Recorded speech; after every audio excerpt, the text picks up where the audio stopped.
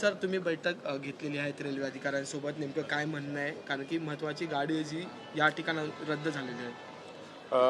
म्हणणं अर्थातच स्पष्ट आहे की दादर रत्नागिरी पॅसेंजर जी पूर्वी सुरू होती ती मधल्या काळामध्ये दिव्याला गेलेली होती, ती सुरू करावी. कारण मुंबईमध्ये दादर असेल, नायगाव, शिवडी, परळ, लालबाग आणि संपूर्ण पश्चिम उपनगर या सगळ्या लोकांना प्रचंड मोठ्या प्रमाणावर संख्येने कोकणवासी इथे राहतात आणि त्यांना जाण्यासाठी ही गाडी अत्यंत सोयीची अशी गाडी होती.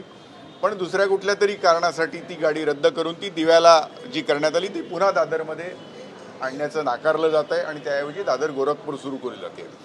लोकांच्या सोयीसाठी दुसऱ्या कुठल्या गाड्या सुरू करत असताना महाराष्ट्रातल्या अंतर्गत जाणाऱ्या ज्या कोकणवासियांच्या गाड्या आहेत त्या रद्द करणं हे कुठल्याही प्रकारे त्याचं समर्थन केलं जाऊ शकत नाही. लोकांची सोय पाहता परळमधला, लालबागमधला किंवा पश्चिम उपनगरातला माणूस हा ती गाडी पकडायला दिव्याला जाणं, त्याला ती परवडणारी गाडी आहे, ती पॅसेंजर आहे, हे शक्य होत नाही. गेल्या काही वर्षापूर्वी कोविडसाठी ती गाडी दुसरीकडे नेण्यात आली म्हणून कायमस्वरूपी तिकडे ती करायची आणि इकडची गाडी दुसरी कुठली तरी त्या वेळापत्रकामध्ये द्यायची, हे महाराष्ट्र नोंदवण्यात सेनेला आणि कोकणवासियांना कदापिही मान्य होणार नाही. लोकांच्या भावना तीव्र आहेत, त्यामुळे ते आम्ही त्यांच्या कानावर घातलं की योग्य वेळी पुढच्या काही दिवसांमध्ये जर त्यांनी ह्याच्यावर ह्या निर्णयावरती फेरविचार करून कोकणवासियांची सोय जर पुन्हा बघितली नाही तर मग आम्हाला आंदोलनाचा मार्ग स्वीकारावा लागेल आणि त्याच्या होणाऱ्या परिणामांची पूर्ण जबाबदारी रेल्वे प्रशासनावर राहील याची त्यांनी नोंद घ्यावी. बरं, या चर्चेदरम्यान त्यांनी अनेक क्रॉसिंगची वगैरे कारणं दिली. आता मला सांगा की कोकण जी रेल्वे ही स्थापन केली गेली ती कोकणवासियांसाठी स्थापन केली गेली. आता किती गाड्या कोकणामध्ये, म्हणजे प्रत्यक्ष महाराष्ट्रातल्या कोकणामध्ये लोकांना किती सोयीच्या राहिल्या आहेत. लांब पल्ल्याच्या सगळ्या गाड्या तिकडून जातात. कोकणवासियांना प्रत्येक वेळेला मागे मागे ढकललं जातं. ज्यांनी आपली जमीन दिली त्या माणसांना काही त्यांची सोय विचारात घेतली जात नाही. वारंवार चालणारी गोष्ट नाही. तर जर त्यांनी वेळेवर ते केलं नाही, त्याच्यानंतर आमच्या लोकांनी असाही त्यांना एक पर्याय दिला की या वेळापत्रकामध्ये त्यांचं असं म्हणणं होतं की ती संध्याकाळच्या वेळेला ते 6-5 लेन काहीतरी क्रॉस करून जावं लागतं, त्यामुळे आपल्या लोकल ट्रेनच्या वेळापत्रकावर त्याचा परिणाम होतो. ठीक आहे, काही वेळापुरतं हे जरी आपण मान्य जरी केलं तरी मग या गाडीच्या वेळापत्रकामध्ये थोडासा बदल केला, पण ती दादरवरूनच जर सोडली तर संपूर्ण कोकणवासियांना ते सोयीचं होईल आणि दिव्याला जावं लागणार नाही. दिव्याला जाणं ही प्रॅक्टिकल गोष्ट नाही आणि त्याच्याऐवजी ज्या एक्सप्रेस गाड्या सुरू केल्यात ते कोकणवासियांना परवडणारं नाही. त्यामुळे त्याच्या वेळापत्रकात थोडाफार बदल करावा, पण ही गाडी रद्द होता कामा नये हे आम्ही त्यांना सांगितलं. आणि जर त्याच्यानंतरही प्रशासनाचा तो आग्रह राहिला ही रद्द करायची आणि दुसऱ्या ठिकाणी जाणाऱ्या गाड्यांना प्राधान्य द्यायचं तर ते आम्हाला कदापिही सहन होणार नाही. कोकणवासियांच्या बरोबर आम्ही आहोत आणि त्यासाठी आम्हाला तीव्र आंदोलन छेडावं लागेल असा इशारा आम्ही त्यांना दिलेला आहे. चर्चेअंती काय होतंय मला माहीत नाही, पण त्यांनी आता तयारी दाखवलेली आहे, पण प्रत्यक्षामध्ये ते होतंय की नाही याच्यावर आमचं बारीक लक्ष असेल, अन्यथा आम्हाला आंदोलनाचा मार्ग स्वीकारावा लागेल. ते त्यांच्या वरिष्ठांशी बोलतील किंवा काय हा त्यांचा प्रश्न झाला, पण आम्ही कोकणवासियांच्या भावना तीव्र आहेत त्या त्यांच्यासमोर मांडलेल्या आहेत. बघूया लवकरात लवकर त्यांनी करावं एवढंच त्यांना सांगितलं, अन्यथा मग आंदोलनाचा मार्ग आम्हाला स्वीकारावा लागेल.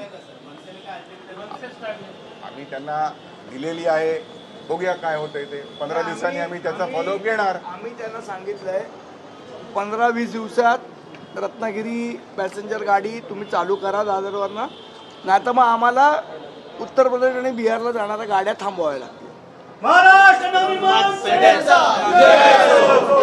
एमएमआर रिजनमधून म्हणजे वसई विरार असेल या ठिकाणाहून मोठ्या प्रमाणात प्रवासी जे आहेत ते कोकणाकडे जातात. ही गाडी पॅसेंजर गाडी होती त्यामुळे ॲक्सेसिबल होती. त्या लोकांना दिव्याला जाणं शक्य आहे कारण मग हे सगळं खासदार जे महाराष्ट्रातून येतात, विशेषतः कोकणातून येतात, हे सगळे मुद्दे तिथं का मांडत नाहीत? हा तुम्ही त्यांना प्रश्न विचारला पाहिजे, आम्हाला काय विचारताय. आम्ही कोकणवासियांच्या दृष्टीने आम्ही ते त्यांची म्हणणी मांडतो. ज्यांनी मांडायला पाहिजे त्यांचे लोकप्रतिनिधी आहेत ते मांडत नाही, हेच तर दुर्दैव आहे महाराष्ट्राचं. ज्यांनी हा विषय मांडायला पाहिजे संसदेमध्ये, मंत्र्यांकडे जाऊन जे बोलायला पाहिजे ते बोलत नाही, हे महाराष्ट्राचं दुर्दैव आहे. आता त्यांना विचारा हा प्रश्न तुम्ही. आम्हाला कुठे रोरो सुरू करतायत एका वेळी 16-16 हजार रुपये भरून रोरोने माणूस जाणार का? कोकणी माणूस त्यांनी या विषयावरती आवाज उठवायला हवा ना. तर त्या गाडीत जहाजात घालून न्यायच्या. कोकणवासियांची व्यथा लक्षात घ्या. गेली 25 वर्ष आपण कोकणच्या महामार्गावरती, राष्ट्रीय महामार्गावरती, हायवेवरती बोलतोय. कोकण हायवेची दरवेळेला दुरवस्था आहे, तिथून जायला तासनतास लागतात.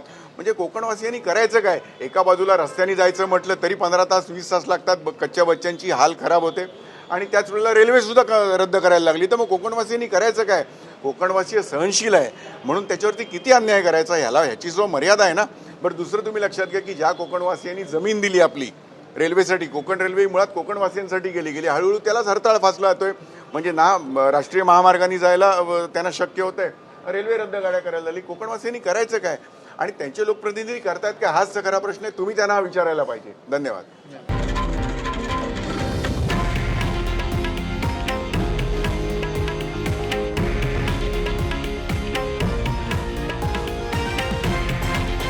हे आहे देशातील नंबर 1 न्यूज नेटवर्क आणि आपण पाहत आहात TV9 मराठी, एकमेव.